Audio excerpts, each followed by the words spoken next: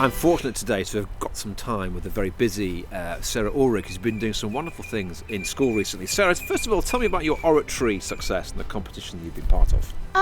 So recently I entered the National Legacy Junior Public Speaking Competition. I started off with the regional competition earlier this year in May. And then I progressed to the state final, and now I'm going to the national final that will be held in Melbourne later this year in November. And that's fantastic. Yeah. What was your speech about that got you the place? What do you think was the clincher?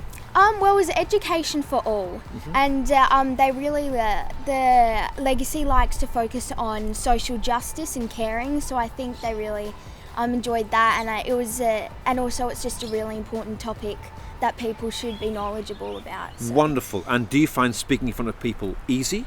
Well, it really depends. It can get really nerve-wracking, personally.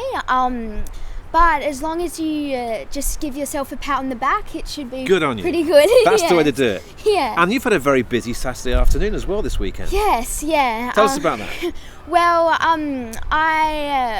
I entered into the Apex Fashion Awards, and I made a dress that I'm quite proud of, and yes, I modeled it there. So How many hours did you spend making the dress?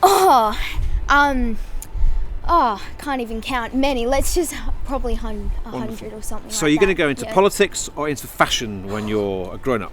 Probably fashion. I love fashion. I think you came here to do fashion when we first met, as I remember. Yes, yeah. Fantastic. Well, we had several awards from the Fashion Awards this year, which you'll read about in e-news. And also, we were so delighted to win the state final, the grand final for debating recently, and the trophy sits proudly in Torrance Park House. So Sarah is part of a great tradition on both sides of oratory and fashion, and we're delighted to have you with us, Sarah. Congratulations. Thank you so really proud much, of you. Dr. Thank you. Newton. Thank you.